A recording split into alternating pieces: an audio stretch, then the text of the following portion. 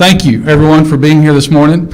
And what we're here for today is to talk about some very important work that is taking place in the state of Arkansas, will be taking place in the state of Arkansas over the next several months.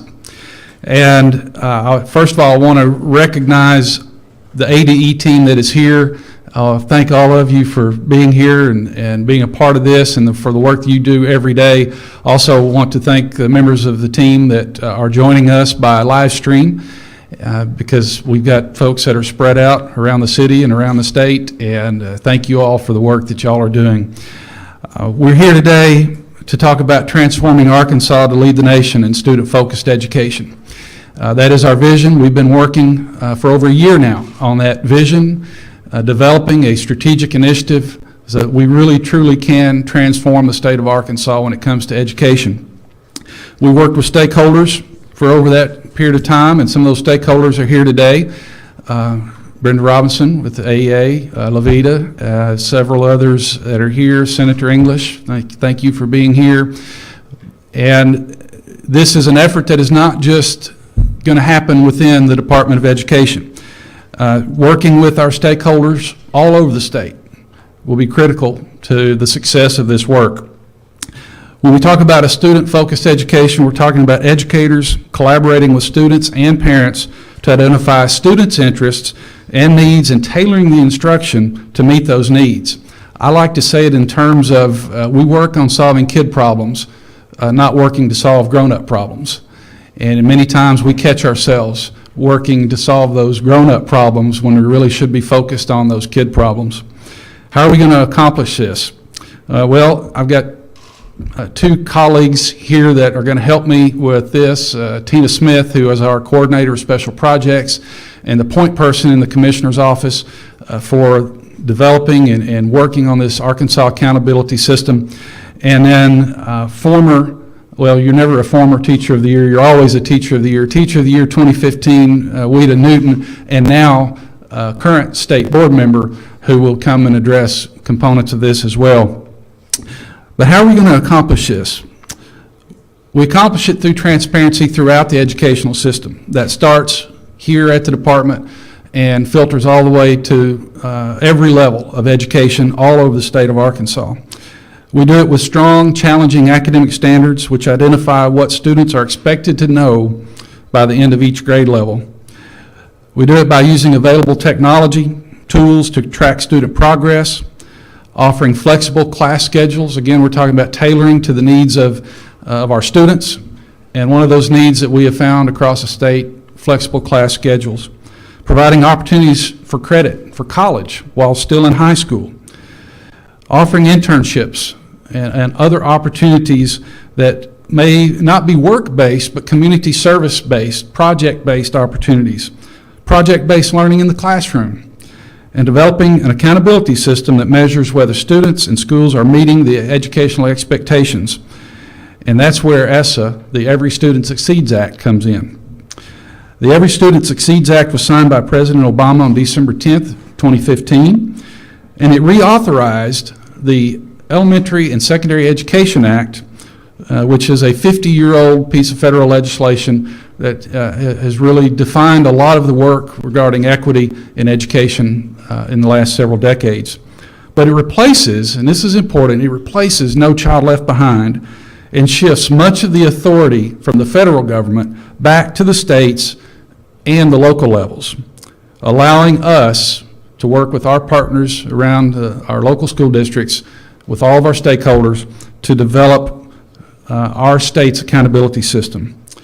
This accountability system is a key component of ensuring that Arkansas is moving from adequacy, which we know as good enough, to excellence. And excellence is what we want for all of our students.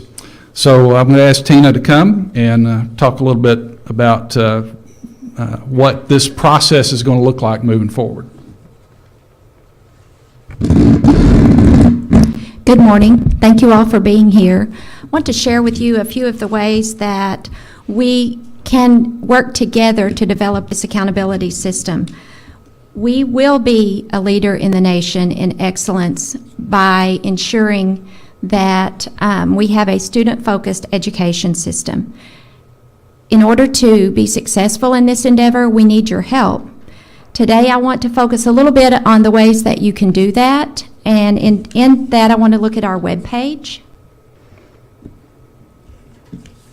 To access the webpage, you need to go to arkansased.gov. Scroll down about halfway, and on the right, you will see a rectangle that has Every Student Succeeds Act. If you click on that, it will take you to the main site. The web page, as you will see, is packed with information, but today I want to focus on how you can use this web page in order to participate in this process with us. The first thing that I want to focus on is the community listening forums. The community listening forums will begin on September 13th. They are a series of 10 regional meetings that will be held across the state. The purpose of these is to share information regarding Arkansas's accountability system and gather information from our stakeholders. If you click on the link, you will see a calendar with dates and locations of all of these forums. Next Wednesday, August 31st, will be our first Accountability System Steering Committee meeting. On the last Wednesday of each month, these steering committee meetings will be held in this room. They will be live streamed, just as today is. They will be open to the public, and they will be recorded and posted on this web page for later viewing. A little bit lower on the page, you will see some forms for you to complete if you would like to be an ambassador or an advocate for students. Below that, you will see a timeline for our process. If you click on this link, you will see a more detailed timeline. And I would like you to notice that July 5th, 2017 is our projected submission date. We would like to, for everyone to know that that is the target date for submission to the U.S. Department of Education. The next thing that I would like to show you is the vision page. The commissioner referred to our vision. We want to lead the nation and transform Arkansas so that we can lead in student-focused education. You can provide input by completing a public or educator survey. And last but definitely not least, maybe the most important, is you can submit specific comments pertinent to things that are important to you. And in our effort to ensure transparency, we've posted a log that allows you to see all of the presentations that were done in 2015 and to this date in 2016 on the vision for excellence in education and the Arkansas accountability system. On this log, you will also see feedback that was gathered at all of these presentations. The bottom of the page has helpful links so that you can find more information. Remember, every Arkansan is a stakeholder, and visit this page regularly because we will be updating frequently. Next, we'll have Ms. Weta Newton.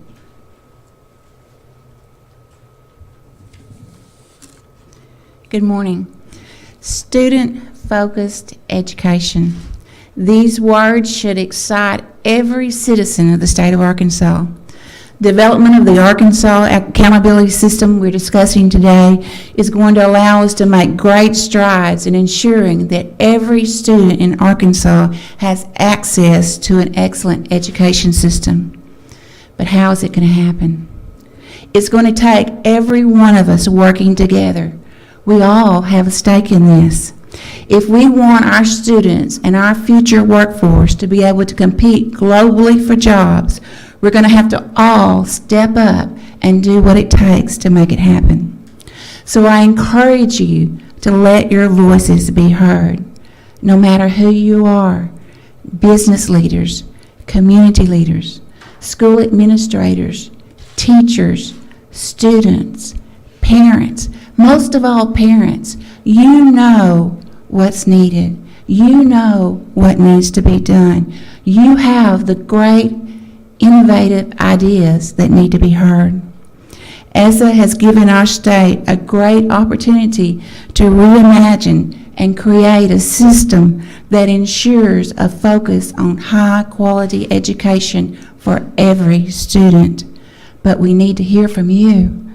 So speak up, attend the listening tours, get involved in the conversation, take the online survey, volunteer to become an ambassador, sign up and use all the resources that you heard about this morning to stay informed. We want and we need your input. How you choose to get involved is up to you. But no matter which way you choose, your voice matters. If we all work together, we can see this vision of a student-focused education become reality.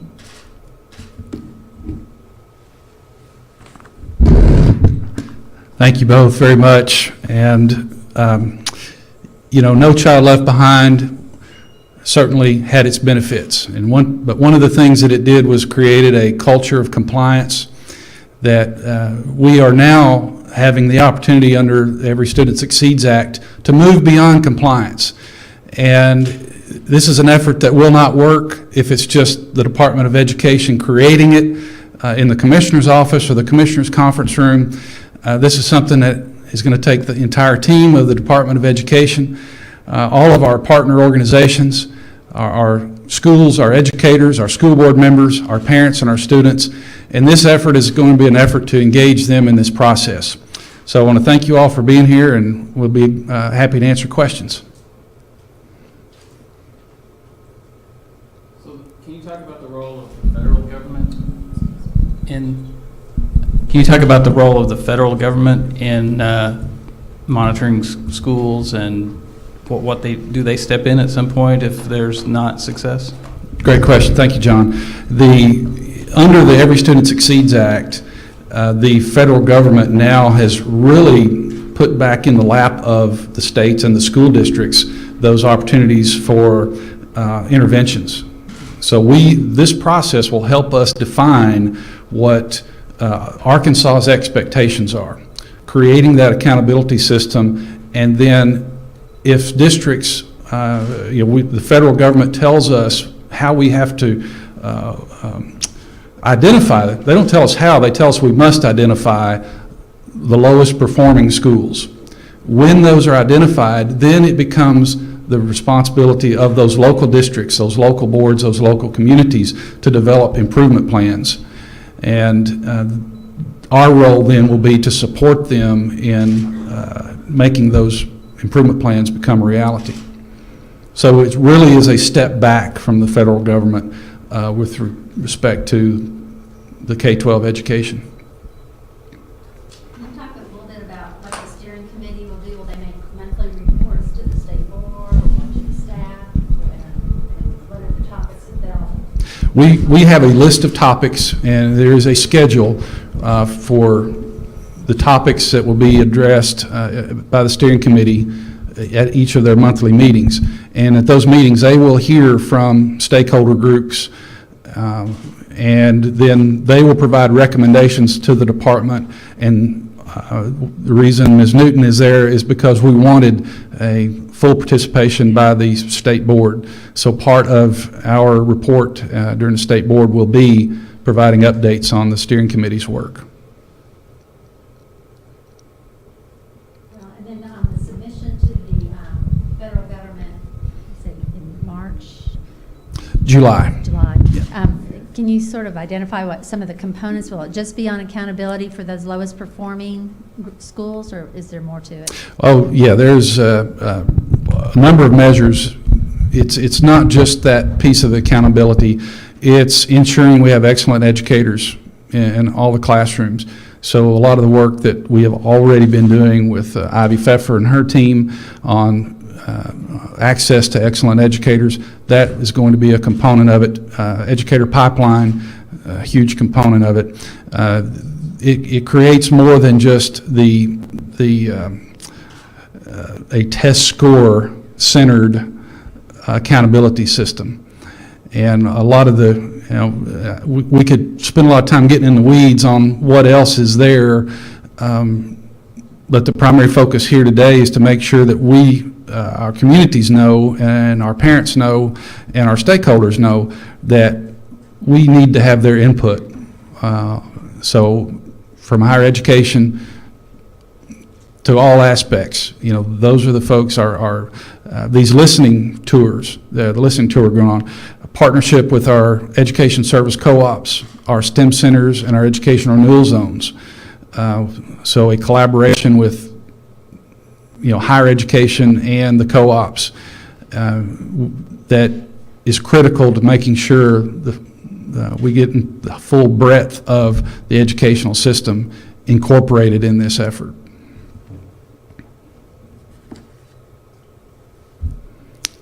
All right, John, anything else? No? All right. Thank you all.